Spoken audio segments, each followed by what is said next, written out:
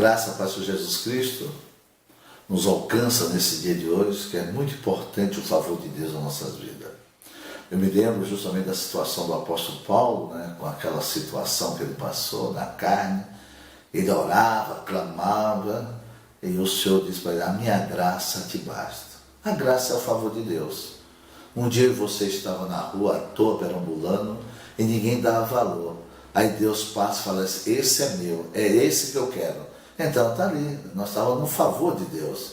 E Ele faz toda essa limpeza, faz toda essa obra em prol de mim, em prol de você, através do seu Filho. Então, como valorizar isso?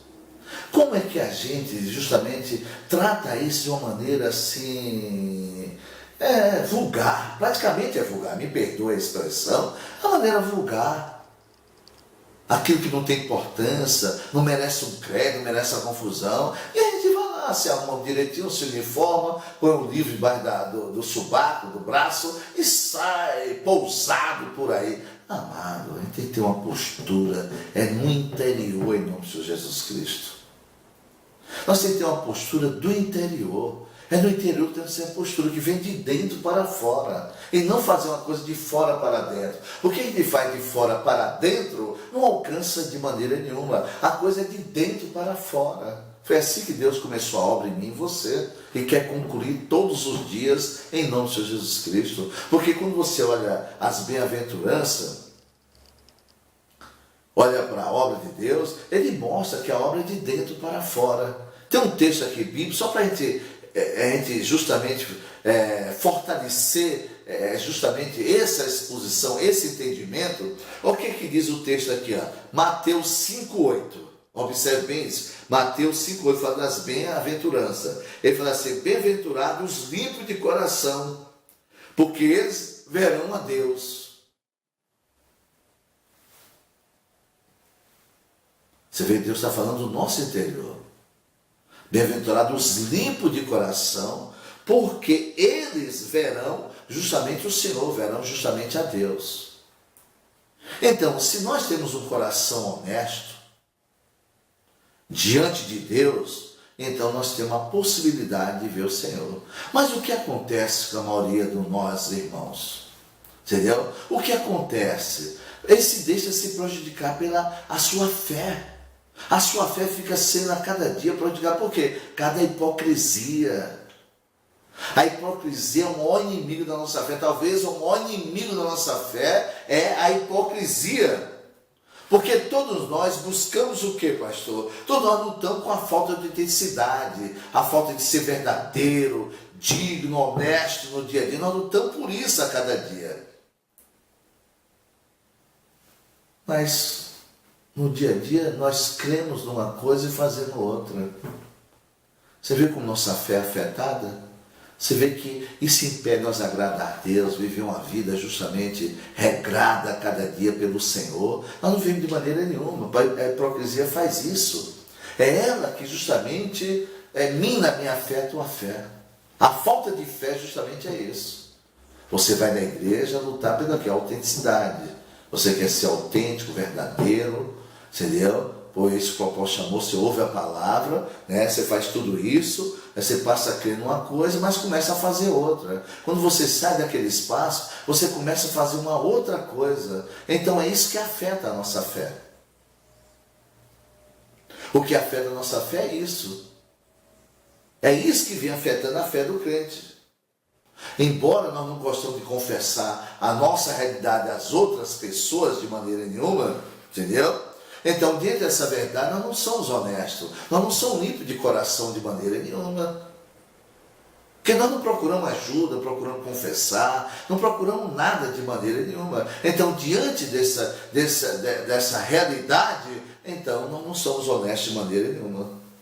Falamos muito no dia a dia, mas parece que nós somos cegos e mentirosos no dia a dia. Isso tem matado justamente os irmãos. Isso impede você crescer. Isso impede você ter uma maturidade, uma firmeza espiritual a cada dia no Senhor. É isso que te impede. Não tem outra coisa não. Não tem outro obstáculo de maneira nenhuma. Porque diz que é os honestos, os limpos de coração que verão a Deus. Como é que nós vamos ver o Senhor um dia, estar frente a frente com Ele? Como? Se nós não temos a oportunidade, nós temos hoje aqui nesse mundo, justamente de estar preparando a nossa vida, a nossa salvação, a nossa caminhada eterna com o Senhor, então nós estamos aí, falando muito.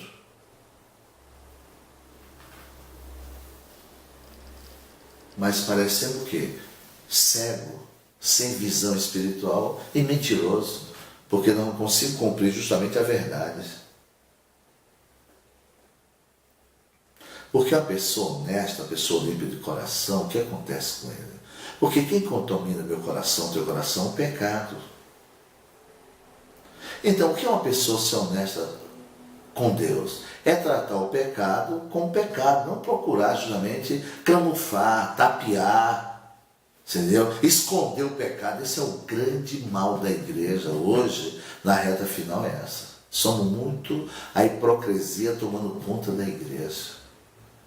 Por isso ele não tem fé. Nós corremos para a igreja confiando na fé de um bispo, de um apóstolo, a fé de um pastor que vai fazer alguma coisa para mim ser abençoado. Isso é a desgraça, isso é o inferno, justamente ao vivo que nós estamos enxergando todo dia.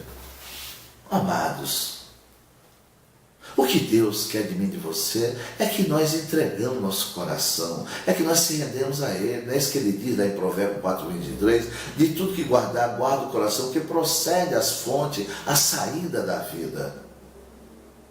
Nós temos que proteger justamente é isso, é a vida interior. Nada pode tocar no crente para ele justamente sair da posição para o qual foi chamado, para o qual foi escolhido.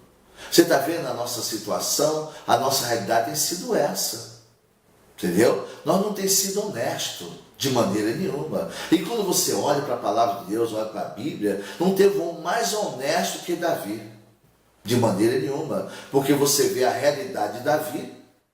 Você foi um homem que cometeu um adultério, um pecado tremendo, ainda foi mais longe que o pecado fez, ele ser um assassino, um homicida.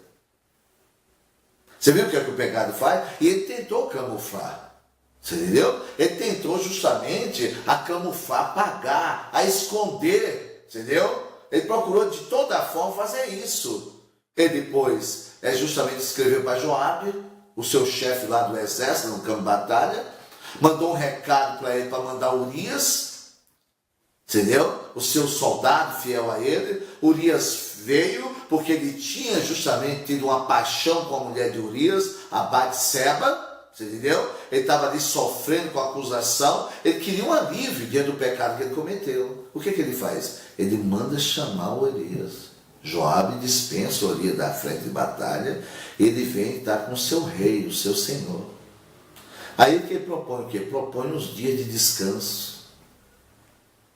Ele manda ele ir para a casa dele, ficar com a sua mulher, seria em paz, todo dia lava os pés, durma lá, deita lá, porque ele queria que justamente que ele coabitasse com ela, para todos dizer que aquele filho que estava já gerando na barriga da Batseba não era dele. Todo mundo ia pensar que era do Urias, o seu marido.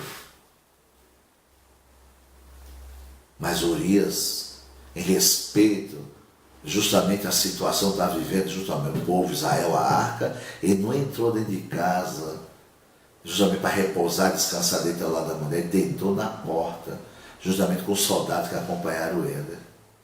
Aí no outro dia, olhe bem, esse foi o primeiro passo para camuflar justamente o raio do pecado. Aí como ele justamente não fez o que Davi planejou tudo, então Davi manda chamar ele no outro dia. Soube que ele não entrou dentro de casa, manda chamar. E dá lá, fica mais uns 2 dias. Isso está escrito lá em 2 Samuel 11. Você procura isso aí que você vai encontrar. 2 Samuel capítulo 11. Aí o que acontece? Ele chama, dá 2 dias de folga. Fica justamente Urias lá. O que é que ele faz? Manda chamar. Aí senta no palácio, come, bebe. E Urias ficou bêbado, embriagado, palavra correta.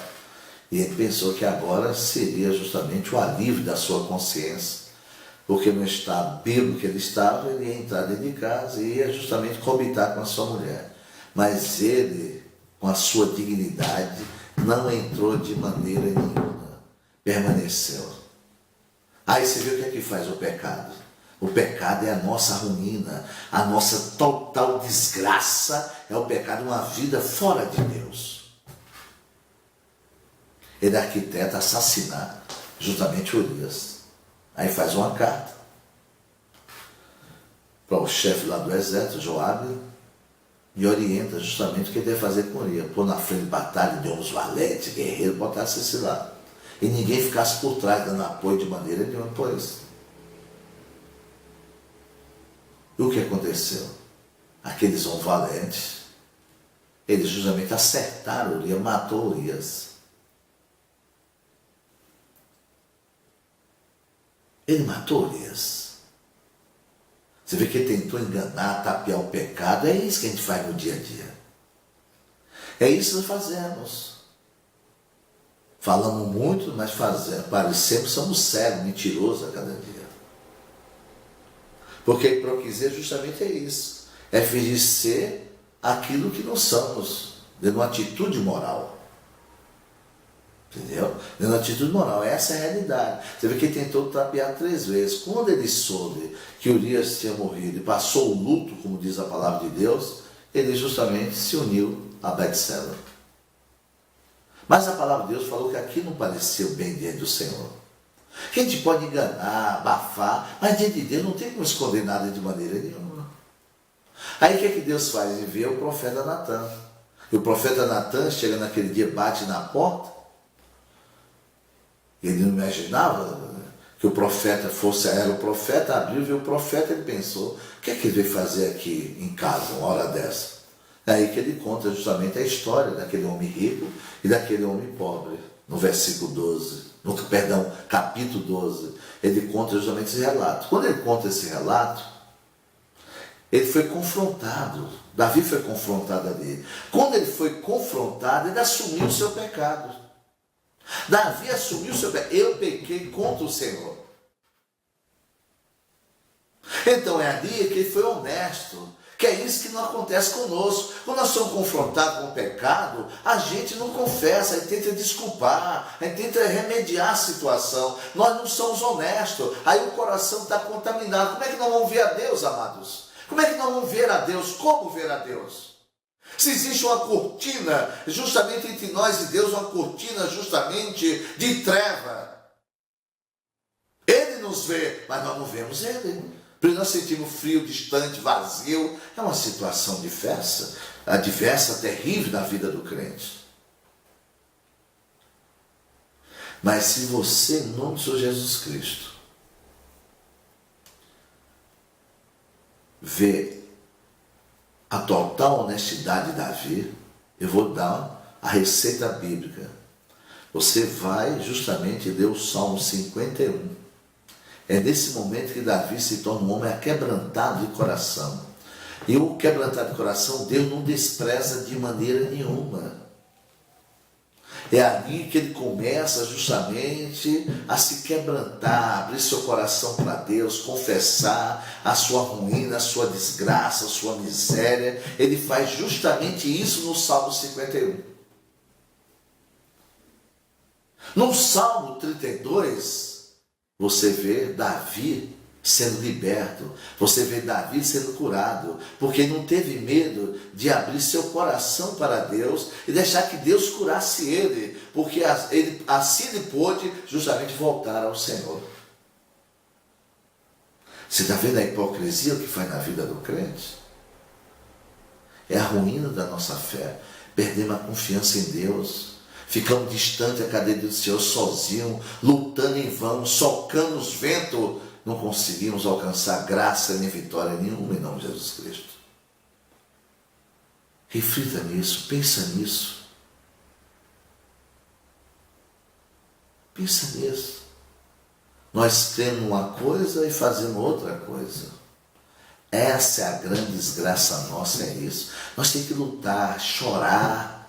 Você deve confessar ao seu Pai, o Senhor tem mostrado o caminho da graça, da vitória. Tudo isso é importante para mim. Quando eu olho, eu estou fazendo outras coisas, eu não posso ser a pessoa hipócrita. Isso está me prejudicando a minha fé, a minha confiança em Ti. A gente tem que confessar, amada igreja. A gente tem que ir a Deus e voltar. Entendeu? Voltar aos caminhos do Senhor. Só Ele que faz isso na minha vida, na sua vida. Então reage. Veja a situação da hipocrisia. Arrebenta com a nossa fé. Destrói nossa fé. Como é que nós crescemos? Como é que nós avançamos? Como é que nós vamos confiar no Senhor sem fé, sem crença nenhuma? Como? Então esse é o desespero da igreja hoje. É justamente na terra. Ninguém acredita mais na igreja. Entendeu? A igreja é vista como hipócrita, justamente nesse mundo. Está todo mundo dizendo que ama a Deus, que tem Deus, mas veja o procedimento, veja os escândalos, veja as confusões da igreja justamente na terra. Então isso tem matado a nossa fé, isso tem destruído. Como é que vai ter crescimento? Como é que vai ter maturidade? Como é que nós vamos prosseguir para alcançar o Senhor? Como é que nós vamos imitar o Senhor, como diz a sua palavra? É momento de nós despertarmos, é momento de nós acordarmos. Não pode deixar que isso produza uma cegueira espiritual. Não pode permitir que sejamos mentirosos de maneira nenhuma. É isso que eu te desejo, amado. Eu espero que esse momento dessa conversa nós estamos tendo, que você seja despertado, encorajado a prosseguir a cada dia no Senhor, examinando a sua vida, olhando a cada dia como você tem agido, procedido, como tem sido a palavra de Deus, né? Que importância tem a palavra de Deus no dia a dia, entendeu? Você tem praticado a cada dia essa fé, essa confiança no Senhor. Isso é para seu próprio bem. Eu não estou forçando você a fazer isso, eu estou te convidando para o meu bem e teu bem. Porque é assim que eu faço, em nome de Jesus Cristo. Eu falo isso para me sobreviver. Eu falo isso com humildade do coração. Por isso que eu estou aqui, claramente diante de você, na presença de Deus. Muito obrigado por esse momento oportuno. Que Deus seja sempre presente em nossas vidas.